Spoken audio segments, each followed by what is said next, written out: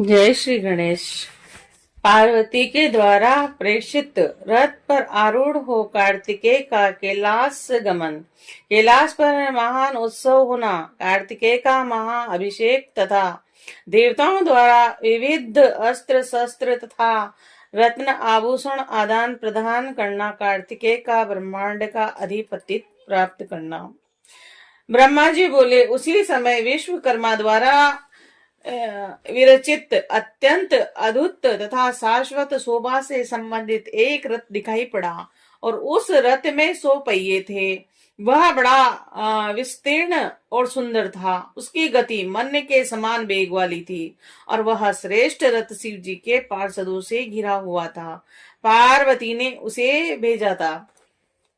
परम ज्ञानी अनंत तथा शिव जी के तेज से उत्पन्न कार्तिकेय दुखी मन से उस रथ पर सवार हो गए और उसी समय बिखरे केसों वाली कृतिकाओं ने शोक से व्याकुल हो कार्तिकेय के पास जाकर शोकोन्माद से कहना प्रारंभ किया। कृतिकाएं बोली, हे कृपा सिंधु, आप हम सबको छोड़कर इस प्रकार निर्दयी होकर जा रहे हैं। पुत्र का धर्म यही नहीं है कि जिन माताओं ने पालन पोषण किया उनका परित्याग कर कर वह चला जाए। हम लोगों ने बड़े स्नेह से तुम्हें बड़ा बनाया और तुम हमारे धर्म पुत्र हो। अब तुम ही बताओ कि हम क्या करें और कैसे रहें और कहाँ जाएं। इस प्रकार कर वे सभी कृतिकाएं कार्तिकेय को अपने वक्ष से लगाकर पुत्र की वियोग जन्य व्यथा से मूर्छित हो गई। तब कुम्हार ने आध्यात्मिक वचनों से उन्हें समझाया। हे मुने, फिर वह उनके तथा पार्षदों के साथ रथ पर आरूढ़ हो गए और अत्यधिक सुखदायी मंगलों को देख तथा सुनकर कुम्हार कार्तिकेय पार्षदों के साथ अपने पिता के घर गए। अपने दाहिने और नंदकेश्वर से युक्त कुम्हार कार्तिकेय मन के समान वेग वाले रथ से कैलाश पर्वत पर अक्षय वट वृक्ष के समीप पहुंचे और विविध लीला विशारद शंकर पुत्र कुम्हार कार्तिकेय उन कृतिकाओं तथा पार्षदों के साथ प्रसन्नता पूर्वक वहीं रुके और उनके बाद सभी देवता ऋषि गण सिद्ध चारणों ने ब्रह्मा तथा विष्णु के साथ शिव जी से कार्तिकेय के आने का समाचार कहा। और उस समय शिव जी गंगा पुत्र कार्तिकेय को आया हुआ देखकर विष्णु ब्रह्मा अन्य देवताओं तथा सुर ऋषियों के साथ प्रसन्नता पूर्वक उनके पास गए और उस समय शंख भेरी आदि अनेक बाजे बजने लगे और आनंदित हुए देवताओं के यहाँ महान उत्सव होने लगा। और उस समय वीरभद्र आदि सभी शिवगण अनेक ताल पर गाना गाते तथा कीड़ा करते हुए शिव जी के पीछे पीछे चले। स्तुति पूर्वक गुण कीर्तन करने लगे और प्रसन्न मन होकर जय जयकार नमस्कार करने लगे और सरपत पवन में उत्पन्न हुए उस शिवजी के पुत्र को देखने के लिए चले। पार्वती ने राजमार्ग को अनेक मांगलिक द्रव्यों से अत्यंत मनोहर बना दिया और पदराग आदि मणियों से पुरों को चारों ओर से अलंकृत किया। वह पति पुत्र वाली सुहागन स्त्रियों के साथ तथा लक्ष्मी आदि 30 देवियों को आगे कर कार्तिकेय को लेने चल पड़े। शिवजी की आज्ञा से रंभा आदि दिव्य अप्सराएं सुंदर वेशभूषा से सुसज्जित होकर मंद मंद हास पूर्वक नृत्य एवं गान करने लगी। जिन लोगों ने भगवान शंकर के साथ गंगा पुत्र कार्तिकेय को देखा उन लोगों को लगा कि सारे जगत में एक बहुत बड़ा तेज व्याप्त हो रहा है और उस तेज से आवृत तृप्त स्वर्ण के समान देवी पेमान तथा सूर्य के समान तेजस्वी उस बालक कार्तिकेय की सबने वंदना की और उस बालक के सामने सभी लोग नमः शब्द का उच्चारण करते हुए अपना सिर झुकाकर हर्षोल्लास से भर गए और बाईं तथा दाहिनी ओर उन्हें घेर कर स्थित हो गए। हे नारद, मैंने विष्णु एवं इंद्र आदि सभी देवताओं ने कुमार को चारों ओर से घेर कर दंडवत प्रणाम किया। और हे मुनि, उसी समय भगवान शंकर तथा आनंद से परिपूर्ण देवी पार्वती ने प्रसन्नता पूर्वक उस महोत्सव में आकर अपने पुत्र को देखा। जगत के एकमात्र रक्षक सर्पराज का भूषण धारण किए हुए तथा अपने प्रथम गणों से युक्त हो साक्षात सर्वेश्वर सदाशिव प्रा अम्बा भवानी के साथ बड़े स्नेह से उस पुत्र को देखकर गदगद हो प्रसन्नता को प्राप्त हुए।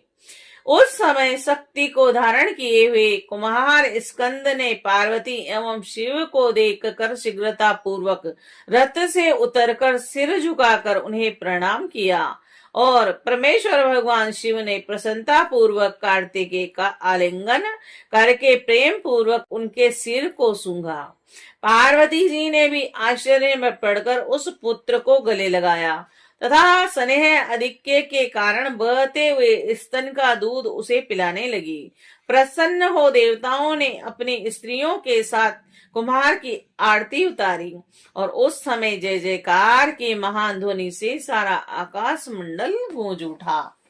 अनेक ऋषियों ने वेदों के उद्घोष से गायकों ने गीत से तथा वाद्य यंत्रों के बजने वालों ने वाद्यों से कुम्हार का स्वागत किया। कार्तिकेय क्रांति से देवी पे मान अपने उस पुत्र को गोद में धारण कर पुत्रवानों में श्रेष्ठ भवानी पति शंकर साक्षात शोभा से संपन्न हुए। इस प्रकार महान उत्साह संपन्न देवता तथा अपने गणों के साथ परम आनंदित कुम्हार कार्तिकेय भगवान शिव की आज्ञा से शिव जी के भवन में पधारे। उस समय श्रेष्ठ देवताओं एवं ऋषियों से वंदित तथा उनसे घिरे हुए वे दोनों शिवा शिव एक साथ में परम शोभित हुए।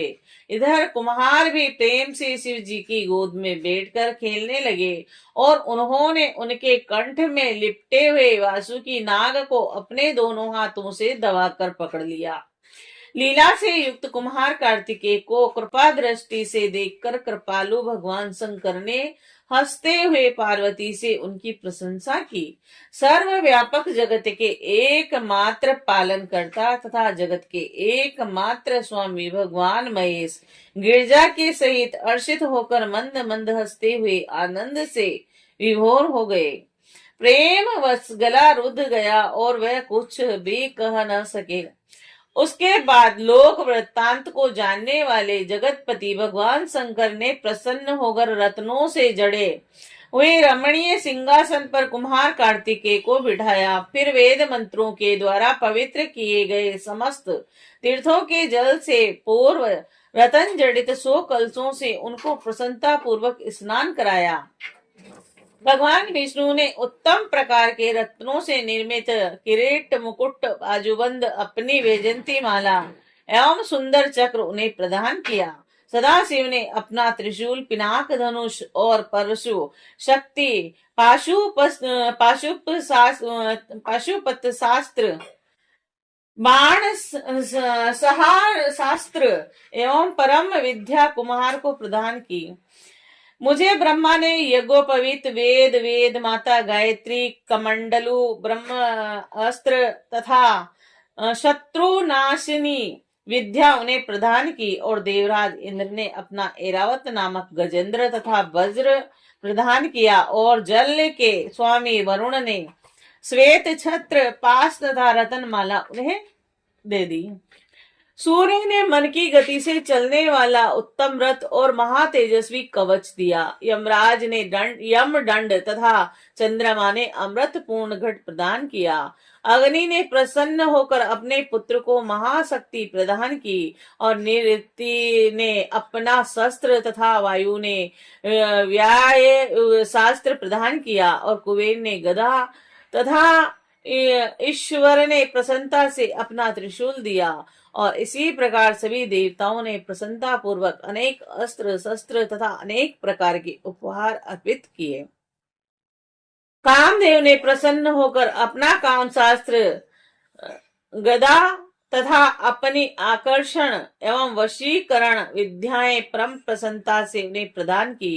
क्षीर सागर ने अमूल्य रतन तथा विशिष्ट प्रकार के रतन जड़ित नुपुर और हिमालय ने दिव्य भूषण एवं वस्त्र प्रदान किए। गरुड़ ने चित्र बहन मयूर नाम का अपना पुत्र तथा ज्येष्ठ भ्राता अरुण ने चरणों से युद्ध करने वाला महाबलवान ताम्रचूड़ मृगा दिया। मंद मुस्कान वाली पार्वती ने अत्यंत प्रसन्नता के साथ अपने पुत्र को परम ऐश्वर्य एवं चिरंजीवी होने का वरदान दिया। लक्ष्मी ने दिव्य संपत्ति तथा मनोहर श्रेष्ठ हार प्रदान किया और सावित्री ने बड़े प्रेम से समस्त सिद्ध विद्याएं प्रदान की। और हे मुने, इसी प्रकार अन्य जो भी देवियां वहां आई थी, उन्होंने अपनी अपनी प्रिय वस्तु तथा बच्चे का पालना प्रदान किया। और हे मुनि श्रेष्ठ, उस समय वहां बहुत बड़ा महोत्सव हुआ और सब प्रसन्न हो गए। विशेषकर शिव पार्वती तो अत्यंत प्रसन्न हुए। हे मुने, उस समय महाप्रतापी ऐश्वर्य संपन्न भगवान रुद्र ने हंसते हुए प्रसन्नता पूर्वक ब्रह्मा आदि देवताओं से कहा। शिवजी बोले, हे हरे, हे ब्राह्मण, हे देवगणों, आप सब मेरी बात सुने। मैं आप लोगों पर अत्यधिक प्रसन्न हूँ। आप लोग अपने अभिष्ट वर मुझसे मांगिए। ब्रह्मा जी बोले, हे मुने, शिव जी के इस वचन को सुनकर विष्णु आदि सभी देवताओं ने प्रसन्न मुख होकर महादेव भगवान पशुपति से कहा, हे प्रभु, यह तारकासुर कुम्हार के द्वारा मारा जाए और इसके लिए ही यह सारा उत्तम चरित्र हुआ है। इसीलिए हम लोग उसे मारने के लिए आज ही प्रस्थान करेंगे। आप हम लोगों के सुख के लिए इन कुम्हार को तारकासुर के वध की आज्ञा प्रदान कीजिए। देवगणों के वचनों को सुनकर सर्वव्यापी शंकर जी ने कृपा से अभिभूत होकर देवगणों के कल्याण के लिए तथा अस्तु कहकर अपना पुत्र समर्पित कर दिया। शिव जी की आज्ञा से ब्रह्मा, विष्णु और जिनमें प्रमुख है ऐसे देवगण मिलकर कार्तिकेय को आगे कर तारकासुर का वध करने के लिए उसी समय पर्वत से चल पड़े और कैलाश से बाहर निकलकर विष्णु जी की आज्ञा से विश्वकर्मा ने पर्वत के निकट ही अत्यंत सुंदर नगर की रचना की।